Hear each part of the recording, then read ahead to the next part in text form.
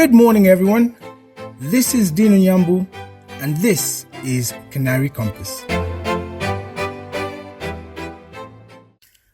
Earlier today, we published the second part of the 2026 Inflection series. We held the podcast back a few hours to let readers engage the written version first because the written version has the numbers and the tables and the architecture in full. This podcast is for what the numbers mean. So today I'll focus on why the filter that sits at the center of part 2 is the boring layer that has to exist before anything interesting can. But let me start with part 1 because it published in January 4 months ago, and some of you may have read it then, and some of you could be hearing about this series for the first time. Part 1 was an argument about 3 things happening at the same time, each of which would matter on its own, and together they changed the question Africa has to answer. The first was that artificial intelligence is compressing the kind of professional labor that has built Black Atlantic middle-class wealth for 2 generations. Credit analysis, legal research, accounting, software, all the jobs that allowed a first-generation Nigerian in London or a fourth-generation African-American in Atlanta to build a career and accumulate assets are getting shorter and shallower because machines are now doing pieces of that work faster and cheaper. The second was that social media has collapsed the distance between diaspora and the continent. You can watch Kenyan parliamentary debates on YouTube. You can read the Bank of Zambia statements the day they come out. You no longer have to depend on the BBC or The Economist or Sky News to tell you what is happening in Africa. Which means the diaspora professional in London or Atlanta is making different decisions about where their capital and where their career might go. The third was friction.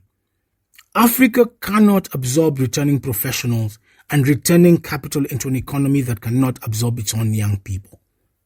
The continent adds 150 million working-age Africans by 2030. That is more than the entire population of Russia. If these people do not find productive work at home, they will go somewhere else. And it will be our loss. Alternatively, it could create some of those conditions where those youth who have already failed to be absorbed go somewhere else. And you can see what's happening in countries like South Africa with regards to immigrant population. And that is a situation that as a continent, it would be best for us to avoid. So part 1 was the diagnosis. What is happening? And why the structural conditions favor collision. Part 2 is much narrower. Part 2 is about a single mechanism. Imagine you're a pension fund manager in Nairobi. You look after the retirement savings of Kenyan teachers and Kenyan nurses, Kenyan civil servants. You have to invest that money somewhere and you have to earn a return. You look at Kenya government bonds and you look at what the world pays for Kenyan government bonds and you accept the price. Because you have no independent way of knowing whether the price is fair. The price is set by people in New York and London using models that were built for economies that do not look like yours. And you're taking their word for it. That is how African sovereign debt has been priced for as long as there has been African sovereign debt. Part 2 is the argument that there has to be an African-owned way of doing this calculation. It's not a rating, it's a filter. Something that sorts African countries into categories based on whether they have earned a different conversation about capital. The thing in the essay that hits hardest, if you sit with the numbers, is what the filter actually says about the continent. Kenya, by the numbers in the filter, pays about 30% of every shilling the government collects on interest alone. Before a single teacher gets a salary, before a single hospital gets funding. Rwanda, just next door, pays under 15%. Both countries get priced in the same East African frontier bucket by the same overseas methodology. The filter says that is a mistake because the arithmetic is completely different. And a pension fund manager in London reading one headline about both countries is reading a distortion. Nigeria is starker. The federal government of Nigeria, the entity that actually issues the debt and has to pay it back, is at 41%. Almost half of federal revenue going to interest before anything else. People push back and say you have to look at the consolidated picture, all the states included, and the number is lower.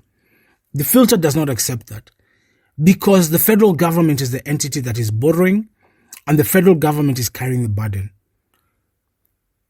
Here's a thing that the written piece does not quite say out loud, but is worth saying. There is a quiet assumption in African policy conversation that if we could just explain ourselves better, if we could just get the right people in the right rooms with the right slides, the numbers would move. Somebody somewhere would decide the Africa premium is too high and the price would come down. This is not how this works. The spreads are not an opinion. The spreads are a price. Prices are set by the people holding the capital, using the measurement tools they have. If the measurement tools are built elsewhere, and they always will be as long as Africa does not build its own, the best explanation in the world is not going to move the price. Only a different measurement infrastructure will move it. And that measurement infrastructure has to produce numbers that a pension fund in Nairobi, a diaspora investor in Atlanta, and a sovereign in Pretoria can all look at and treat as credible. The filter is the first layer of that infrastructure. It's that boring layer, that arithmetic layer. The interesting layers will come after, where the capital actually gets deployed into the enterprises that absorb those 150 million young Africans Part 1 was worried about. If you remember one thing from this episode, remember this. The Africa Premium is not a verdict on Africa. It is a design choice made by people who are not African, using tools Africa did not build, producing a price Africa has to live with. Change the tools and you can change the price. Not overnight, for sure. Not by a large amount immediately, but honestly over time, in the direction that reflects what is actually happening on the ground. Think about that. Well, that's it for today. The full note is available on canarycompass.com. This is Canary Compass, structure before sentiment.